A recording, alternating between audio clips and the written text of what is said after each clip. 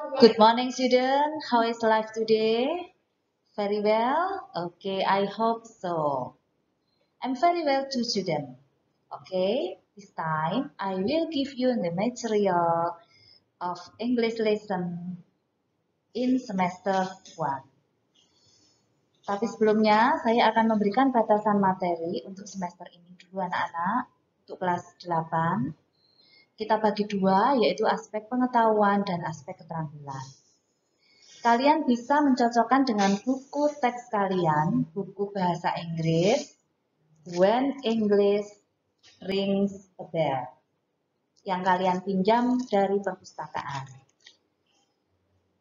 Untuk aspek pengetahuan, akan diambil 3 chapter. Chapter 2, chapter 3, and chapter 6. Cuma 3 itu untuk semester 1. Chapter 2, with title, We Can Do It and We Will Do It. And then chapter 3, title is We Know What to Do. And chapter 6, title is Our Basic Rules. Kemudian untuk aspek keterampilan, cuma kita ambil 1 chapter, yaitu chapter yang pertama. First chapter, the title is It is English Time. Jadi untuk batasan materi di semester 1, kita hanya mempelajari 4 chapter. Ya, tidak semuanya di buku teks itu kita pelajari. Karena dengan kondisi PDR seperti ini, jadi kita cukup mempelajari 4 chapter. Nah, kita akan menginjak ke chapter 2 untuk bagian pertama. Chapter 2 yaitu We Can Do It and We Will Do It. Nah, kita akan mengambil kata can dan kata will di dalam kalimat itu, dan itu yang akan kita pelajari. Can and will. Oke, student, dan ini akan kita bagi dua. Yang pertama adalah can dulu, kemudian kita akan mempelajari will untuk selanjutnya. Pertemuan selanjutnya. Can. What is the meaning of words can? Can means artinya bisa, dapat, mampu. Bisa, dapat, mampu.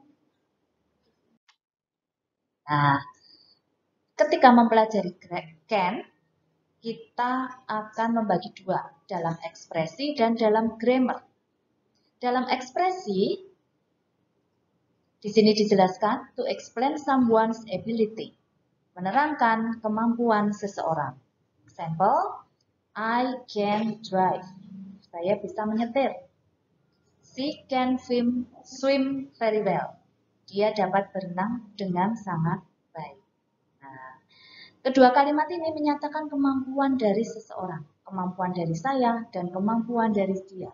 Saya bisa menyetir, dia dapat berenang. Oke, jelas ya anak-anak?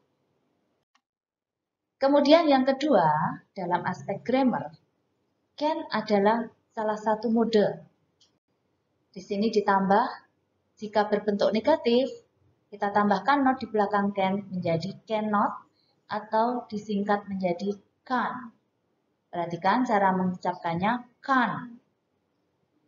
Oke, poinnya yang pertama, kita menggunakan can untuk menyatakan bahwa seseorang dapat atau tidak dapat melakukan sesuatu. Nah, karena grammar berhubungan dengan keterangan waktu, kita bagi beberapa hal. Yang pertama adalah in the present. Present itu sekarang. In the present when it is generally true. Itu benar-benar terjadi di saat ini. Example, I can cook. Saya dapat memasak. Saat ini memang saya bisa memasak. Saya mampu dapat memasak. Can you play the piano? Dapatkah kamu bermain piano? Saat ini, ya. Saat ini bisakah kamu main piano? Jadi batasannya waktunya, waktu saat ini. Kemudian in the present lagi or at this moment. Kalau tadi itu sama present, tapi itu benar-benar bisa dapat kenyataannya memang bisa. Nah, di sini yang kedua, in the present or at this moment, itu batasannya waktu sekarang, hampir sama. Contohnya, I can drive now. Jadi diberi keterangan waktu now untuk memperjelas saat ini, sekarang. Saya bisa menyetir sekarang. Kemudian yang ketiga, in the future. Future adalah waktu yang akan datang. With a time expression, dengan ekspresi keterangan waktu. Disertakan di situ misalnya, he can't attend the meeting tomorrow. Dia tidak bisa menghadiri rapat besok. Tidak bisa menghadiri rapat. Waktunya kapan? Besok. Ya. Jadi untuk can dalam grammar itu bisa dibagi dalam beberapa keterangan waktu, present dan juga future. Jelas ya anak-anak sampai di sini? Kemudian selanjutnya adalah forms, bentuk kalimatnya.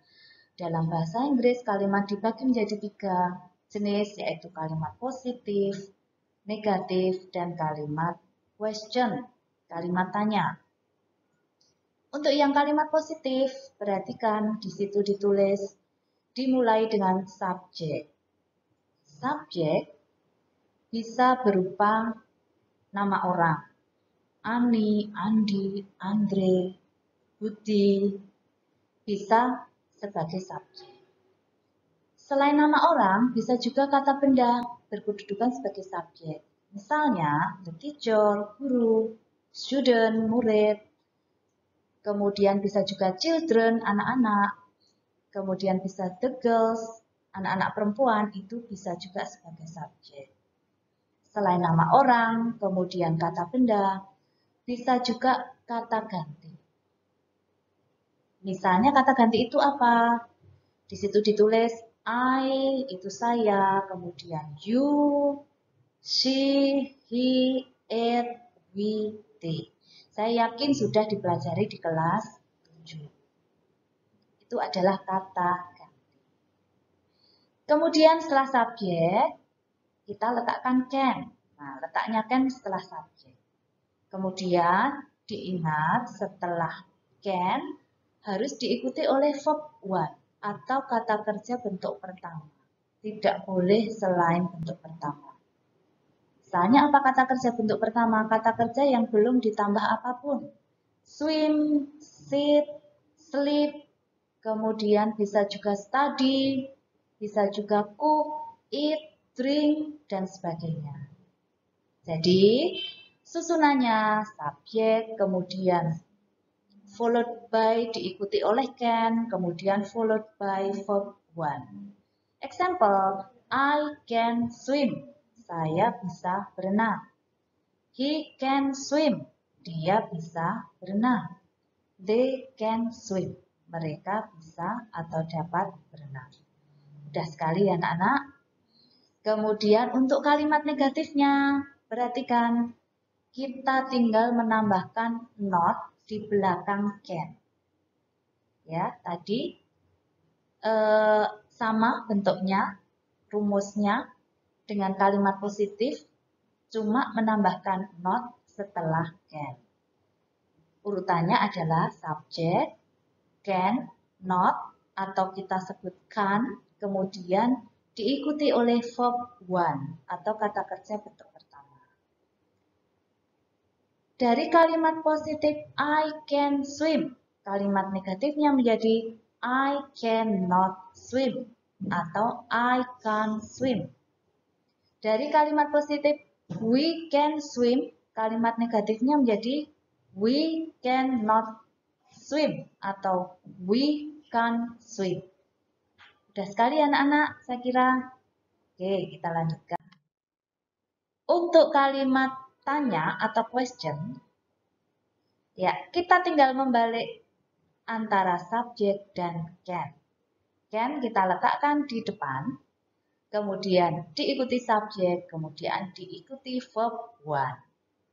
Nah, I can swim dari kalimat positif Ketika kita ingin membuat kalimat tanya menjadi can I swim?